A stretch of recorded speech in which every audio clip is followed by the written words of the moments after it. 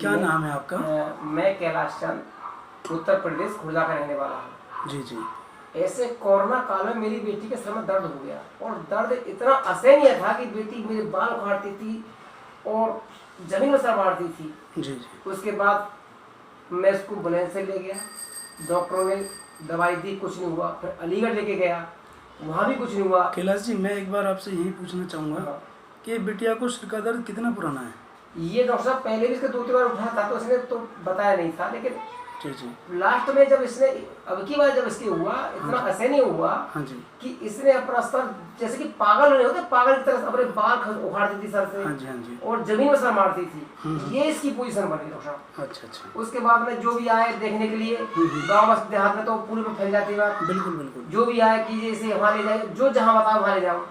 उसके बाद मेरा किसी ने बताया कि नोएडा में हॉस्पिटल है, वहाँ ले जाइए। मैं नोएडा लेके आया जी। उन्होंने इसको भर्ती कर लिया। इसके शरीर में कम से कम डॉक्टर साहब ने 25 तो बोतल चढ़ा दी और 100 इंजेक्शन लगा दिए, लेकिन दर्द 1 मिनट के लिए बंद नहीं हुआ। जी जी जी। और सब मैं एक मजदूर आदमी हूँ, कोई पैसाबाज आदमी नहीं हूँ। बिल्कुल। उसके बाद फिर कहने लगे जी टेस्ट कराने होंगे। हाँ जी। उन्हें 10,000 रुपए के MRI और ये टेस्ट लिख दिए। अब आप बताइए कि आम आदमी और ऐसे कोरोना काल में जहाँ लोगों की रोजी रोटी चली गई हो, वो कहाँ से टेस्ट कराएगा? जी जी। मेरी बेटी जब ये कहती कि पापा मेरी उम्र छोड़ दो, मैं बचने वाली नहीं हूँ, अब मुझे कोई नहीं बचा सकता, मैं मरूंगी। तो मेरे आंखों से आंसू आते थे, भाई करूँ तो करूँ कि मैं एक आम आदमी हूँ, पैसा वाले की मैं अपोलो लेके चला जाऊँ या किसी बड़े हॉस्पिटल। तो फिर एक मेरे मित्र रहते हैं सुल्तानपुरी में, मैंने उनको कॉल की, मैंने भाई ऐसे बात है, मैं तो हिम्मत हार चुका हूँ। तो उन्होंने कहा तुम परेशान मत हो, एक मेरी जानकार मेरे वैद्य जी हैं, तो आप उनके पास लेके आए। हाँ जी। मैं तुरंत सुल्तानपुरी लेके आया, वो उनके पास लेके गए।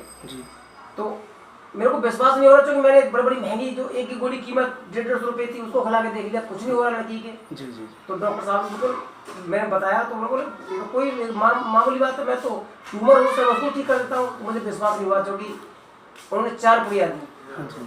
4 पुड़िया देने के बाद भी मैं फिर उनसे बार बार ये कह रहा हूँ डॉक्टर साहब इससे कुछ होगा, इनसे कुछ होगा, क्योंकि मुझे विश्वास नहीं हो रहा था। जब मैंने इतने महंगे डॉक्टरों ने मेरा टेस्ट लिखा, सब कुछ नहीं हुआ था। बिल्कुल। तो उन्होंने कहा आप परेशान मत होइए, 4 पुड़िया खिलाइए, उसके बाद मुझसे बात कीजिए। मैं 4 पुड़िया लेके गया, मैंने बेटी को पहली पुड़िया खिलाई दूध से। अब तक तमाने मैं उनका प्रचार नहीं कर रहा हूँ, मैं अपनी दुख बीती बता रहा हूँ। मैं डॉक्टर साहब प्रचार नहीं कर रहा हूँ, मैं अपनी दुख बीती आपको बता रहा हूँ भाइयों। लड़की 10 मिनट के बाद, जिस लड़की को इतनी बोतल चढ़ गई, इतनी महंगे महंगे इंसान लगे, कुछ 10 मिनट के पापा मेरा दर्द ठीक हो गया। जी जी। मैं तो ये मानी कि जी जैसे कि सुसैन ने बैठ मेरे लिए आ गई है, ऐसे काल में जहाँ कोई डॉक्टर किसी की नजर नहीं देख रहा हो। और 2 पुड़िया खाने के बाद लड़की मेरी बिल्कुल स्वस्थ हो गई, आज बिल्कुल ठीक है, सब में घूम रही फिर रही है, बढ़िया पढ़ाई लिखी कर रही है। और डॉक्टर साहब का तो मैं जीवन भर आभारी रहूँगा। और आप भी मानिए भाइयों कि वो कोई वैद्य नहीं, वो पहले तो सुसैन हुआ करते थे रामायण भाई, आज ये सुसैन वैद्य है। और भाई जो भी आपको परेशानी है, किसी भी प्रकार की परेशानी है, तो भाई मेरे इनसे एक बार जरूर मिलें। और दूसरी बात ये जो बैठे हुए हैं बड़े बड़े नर्सिंग होम खोल करके नवस देखने से पहले ही 1000 रुपये दिखा देते हैं, उसके बाद फिर टेस्ट लिख देते हैं।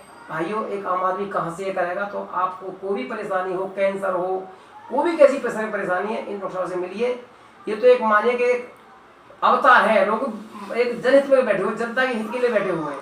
अच्छा कैलाश जी, मैं आपसे यही जानना चाहूँगा कि जैसे बिटिया को ये सर दर्द रहा और आपने जगह जगह से इलाज लिया, लेकिन कहीं से भी उसे कुछ नहीं हुआ, आराम नहीं मिला। बिल्कुल आराम मिला ही नहीं लड़की को। और ऐसी स्थिति में मैंने देखा था जब आप फर्स्ट टाइम आए थे तो बहुत परेशान थे। मतलब मैं मतलब ऐसे कानूनी डॉक्टर हाथ में नवज नहीं देख रहा तो क्या पता क्या एक आदमी की क्या पोजीशन होगी। जी जी, जबकि बहुत छोटी सी बात थी ये। आपकी तो छोटी बात होगी, लेकिन मेरे लिए तो पहाड़ था। बिल्कुल बिल्कुल। तो अब आपकी बिटिया बिल्कुल ठीक है, बिल्कुल स्वस्थ है, बिल्कुल पढ़ाई लिखाई कर रही है पहले की तरह। वो डॉक्टर साहब तो और हमेशा कहते हैं कि मेरा जीवन जो मेरा जीवन है वो डॉक्टर साहब का दिया हुआ जीवन है, वरना मैं तो वो भी अपनी जिंदगी जंग हार चुकी थी। वो यही कहती थी बात बात कि पापा मेरी उम्र छोड़ दो, मैं नहीं बचूंगी।